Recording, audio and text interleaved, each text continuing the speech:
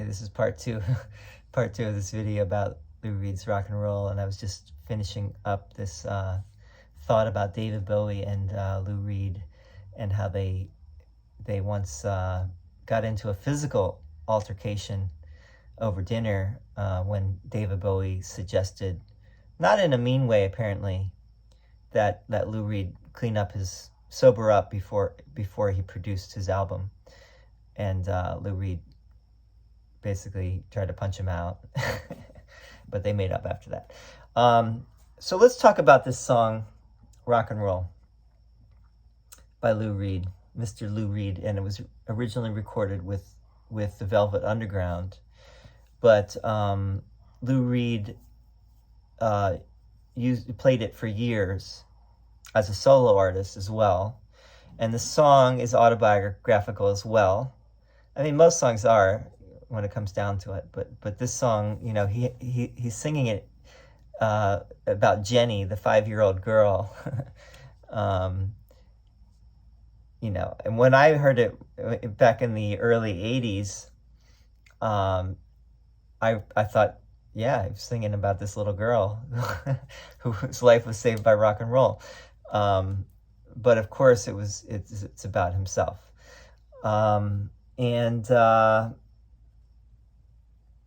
It's been covered quite a number of times. It was actually covered by the band that included this guitarist. His name is Steve Hunter, I believe.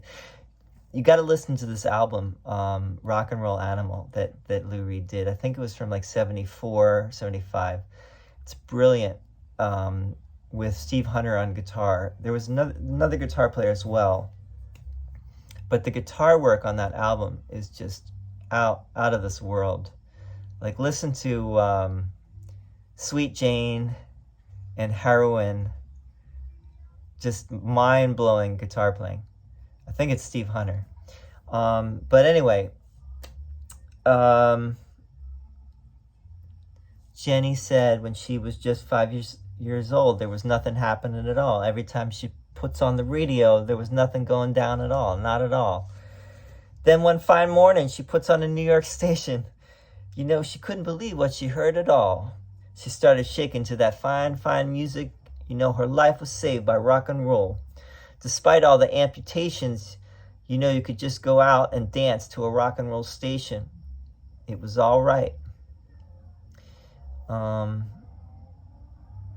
Talking about himself, you know, music was salvation for him. Music was his call, rock music, his calling.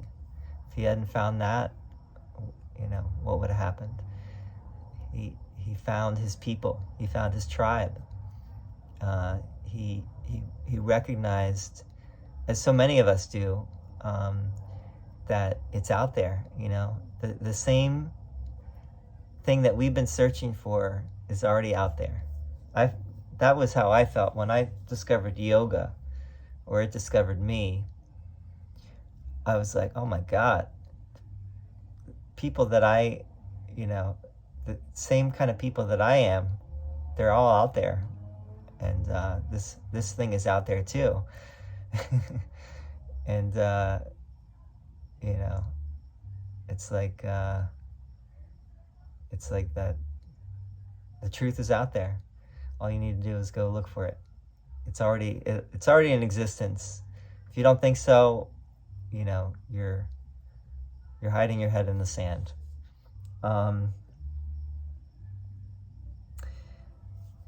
Again, the generation gap. Jenny said when she was just about 5 years old, she was very young. Was Lou Reed really that young? Who knows? You know why? I think my parents, or why parents, it says why parents. My parents gonna be the death of us all. 2 TV sets and 2 Cadillac cars. You know, it ain't gonna help me at all. Not just a tiny bit. Then one fine morning, she turns on a New York station. She doesn't believe what she hears at all. Started dancing to that fine, fine music. Her life was saved by rock and roll. Again, it's something about materialism and, again, the generation gap, and how the older generation kind of loses touch with the music and with dancing and with life, and starts to get caught up in materialistic. Not that that's, I mean, for Lou Reed, it was very problematic, obviously, in the song. It was for me at a certain point as well. And it led me to seeking beyond the materialistic world. I've come more into the center, and more, I hope more into balance now. I'm 53. But when I was not 5 years old, but when I was a teenager, I was very against all forms of materialism, especially money. Saw it as the root of all evil. Despite all the computations, you could just dance to that rock and roll station. Rock music is very simple. 3 chords and the truth. You don't need, you can just go wild and dance. It was probably the beginning of what we call ecstatic dance now.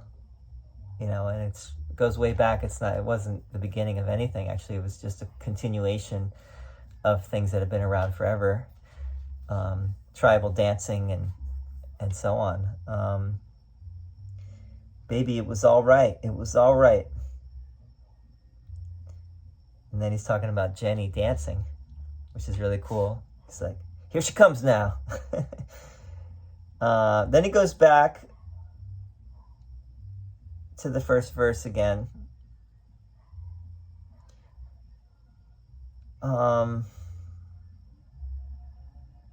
It was all right. It was all right. Then he gets into, he said it was all right, and then he starts saying it's all right. It is all right. It's all right now.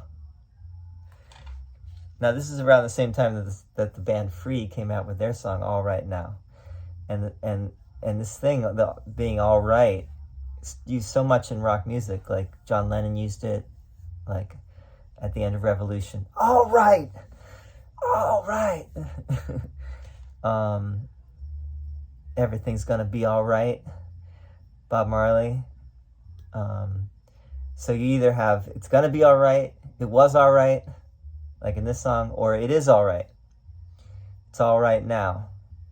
I think there's something profound about that, especially the all right now. It is all right now. What is wrong with this picture? Only your mind says that there's something wrong. Maybe everything is all right. Maybe it's just waiting for you to accept that everything is all right. And maybe the music helps you to get there, from it was all right to it is all right.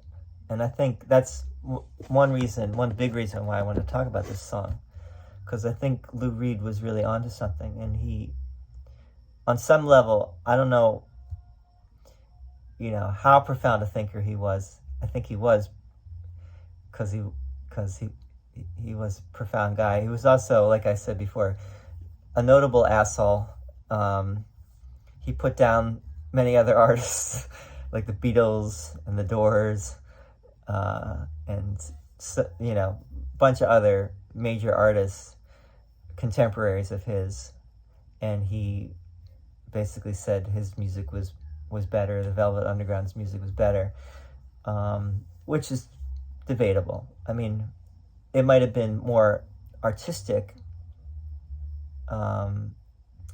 but better, that's a matter of taste, really.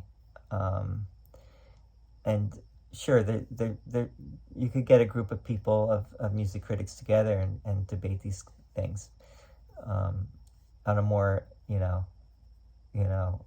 scientific, in a more scientific way, perhaps. But I don't agree with his. I think he was just, there's a part of me that thinks he was just doing that in order to bring more attention to himself, which I don't, I can understand that. And that's what most people do in order to promote what they do, is that you kind of have to put down other people. You don't have to, but that's what's done in the world. Is here's what I'm doing that's better than what has been done. And that's,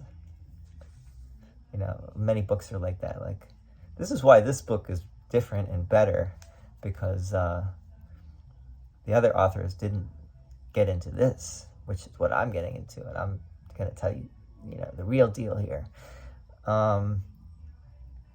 Anyway, this thing about it is all right. You got into the music got into you, it was all right. And then you realize it is all right. Why is it all right? Because the music is always there. And if there's music, then you realize that the music never stopped, and you can always tap into it. If you're feeling whatever, depressed, dejected, down, whatever level of shittiness you may be in, just get back into the music and start dancing, until you get to the point where you realize that everything's okay. There's nothing, nothing in the way but your own, it's all in your own consciousness. So I think that's the profound message, and that I would say that that's one of the, if there is a gospel of rock, that's one of them. That it's all right now. And that's the Free song too. All right now, baby, it's all right now. Not only is it all right, but it's all right now. Right? This is a long discussion, actually. Right and left. And why is right?